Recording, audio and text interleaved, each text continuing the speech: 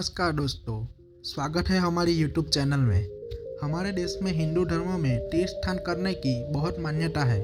देश में कई तीर्थ स्थान ऐसे हैं कि जहां देश के कोने कोने से लोग दर्शन करने आते हैं और उनका मानना है कि इन तीर्थ स्थानों के दर्शन से जीवन के सारे पाप नष्ट हो जाते हैं। और अगर तीर्थ स्थानों की बात आती है तो सबसे पहले उत्तराखंड के केदारनाथ मंदिर का नाम आपने सुना ही होगा। तो चलिए दोस्तों, आज हम आपको हमारी यूट्यूब चैनल अपसाइड डाउन में केदारनाथ मंदिर के बारे में संपूर्ण जानकारी देने जा रहे हैं। अगर आगे बढ़ने से पहले अगर आपने हमारी चैनल सब्सक्राइब नहीं की तो सब्सक्राइब कर लीजिए और हमारे साथ बने रहिए। क्या आप केदारनाथ गए हैं? अगर हाँ तो कमेंट बॉक्स में कमेंट करके हमें ज़रूर बताइए और अपना एक्सपीरियंस शेयर करें। केदारनाथ मंदिर भारत के उत्तराखंड राज्य के रुद्रप्रयाग जिले में स्थित है।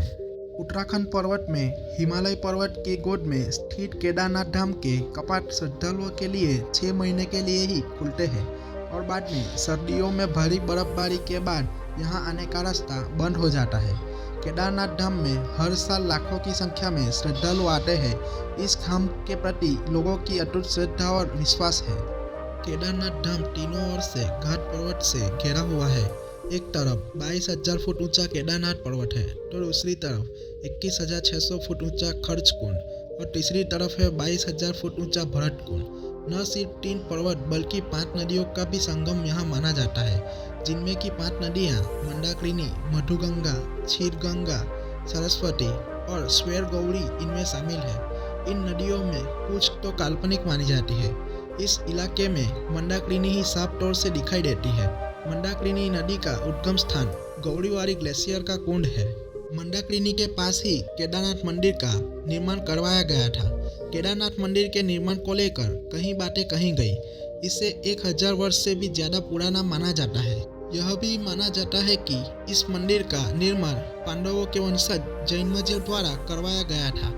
ग्वालियर से मिली राजा भोज की श्रुति के अनुसार 10वीं शताब्दी में मालवा के राजा भोज ने केदारनाथ मंदिर को बनवाया था। एक प्रचलित मान्यता के अनुसार मंदिर का जीर्णोद्धार जगत गुरु आदि शंकराचार्य ने भी 8वीं शताब्दी में करवाया था। 32 वर्ष की आयु में सन 820 ईस्वी में केदारनाथ के समीप उनकी मृत्यु हुई। मंदिर के पिछले भाग में जगत गुरु आदि शंकराचार्य की समाधि भी है। केदारनाथ मंदिर को लेकर 2 कथाएं प्रसिद्ध है। पहली कहानी के अनुसार केदार के शिखर पर भगवान विष्णु के अवतार महातपस्वी नर और नारायण ऋषि यहाँ पर तपस्या करते थे। उनकी आराधना से खुश होकर भगवान शिव ने उन्हें दर्शन दिए और उनकी प्रार्थना के अनुसार ज्योतिर्लिंग के रूप में इसी स्थान पर सदावास करने का वचन दिया। दूसरी कहानी के अनुसार माना जाता है कि महाभारत के युद्ध को जीतने के बाद पांडवों पर परिवार की हत्या का पाप लगा था, जिसकी वजह से पांडव इस पाप से मुक्त होना चाहते थे और भगवान शिव का आशीर्वाद पाना चाहते थे। भगवान शिव इस भ्रातृ हत्या से नाराज थे। भगवान शिव के दर्शन के लिए पांडव काशी गए पर भगवान शिव नहीं मिले। पांडव भगवान शिव को ढूंढते ढूंढते हिमालय तक आ पहुंचे। भगवान शिव पांडवों को दर्शन देना नहीं चाहते थे, इसलिए वो छुप गए, परंतु युधिष्ठिर ने भगवान शिव को छुपते हुए देख लिया। तभी युधिष्ठिर ने भगवान शिव से कहा, हे प्रभु, आप कितना भी छिप जाए लेकिन हम आपके दर्शन किए बिना यहाँ से नहीं जाएंगे। और मैं ये भी जानता हूँ कि आप इसलिए छिप रहे हैं क्योंकि हमने पाप किया है। युधिष्ठिर का इतना कहने के बाद 5 पांडव आगे बढ़ने लगे। उसी समय एक बैल उन पर झपट पड़ा। यह देखकर भीम उससे लड़ने लगे। इसी बीच बैल ने चट्टान के बीच अपना सिर छिपा लिया, जिसके बाद भीम उसकी पूंछ पकड़कर खींचने लगा तो बैल का धड़ सिर से अलग हो गया और इस बैल का धड़ शिवलिंग में बदल गया और शिवलिंग से भगवान शिव प्रकट हुए। शिव ने पांडवों के पाप क्षमा कर दिए। आज भी इस घटना के प्रमाण केदारनाथ का शिवलिंग बैल की पीठ की आकृति पिंड के रूप में केदारनाथ में मौजूद है और ऐसा भी माना जाता है कि उस बैल के ऊपर का भाग नेपाल के काठमांडू में प्रकट हुआ। यहाँ अभी पशुपतिनाथ का प्रसिद्ध मंदिर है। केदारनाथ मंदिर 25 फुट ऊंचा और 127 फुट चौड़ा है। यह मंदिर 3462 मीटर की ऊंचाई पर स्थित है। यह मंदिर एक 6 फुट ऊंचे चौड़े पर बना हुआ है। मंदिर के मुख्य भाग में मंडप और गर्भगृह के चारों तरफ प्रदक्षिणा पथ है। मंदिर के बाहर नंदी बैल वाहन के रूप में विराजमान है। जून 2013 में उत्तराखंड और हिमाचल प्रदेश में अचानक ही बाढ़ आ गई।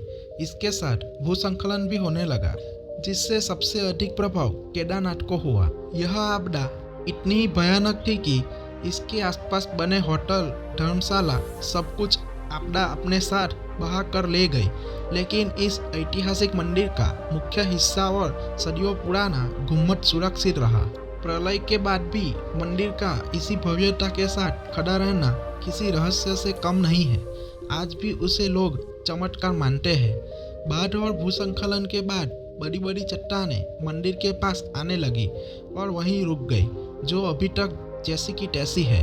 लेकिन उसी में से एक चट्टान भी आई जो मंदिर का कवच बन गई। इस चट्टान की वजह से मंदिर की एक ईंट को भी नुकसान नहीं पहुंचा, जिसके बाद इस चट्टान को भीमशिला का नाम दिया गया। यह चट्टान मंदिर परिक्रमा मार्ग के बिल्कुल पीछे है। तो दोस्तों, केदारनाथ के बारे में आपको जान के कैसा लगा, हमें कमेंट करके ज़रूर बताएं। और वीडियो अच्छा लगा तो लाइक, सब्सक्राइब और अपने दोस्तों को शेयर करें।